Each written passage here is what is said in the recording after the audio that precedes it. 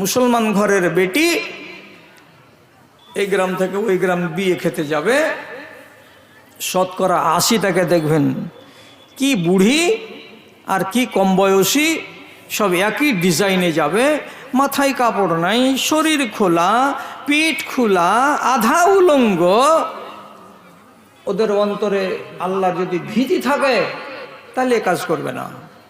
আর যখন এই ভীতি উঠে যাবে তখন আর বলবে যে আর ভয় কিসের, কাকে দেখে ভয়?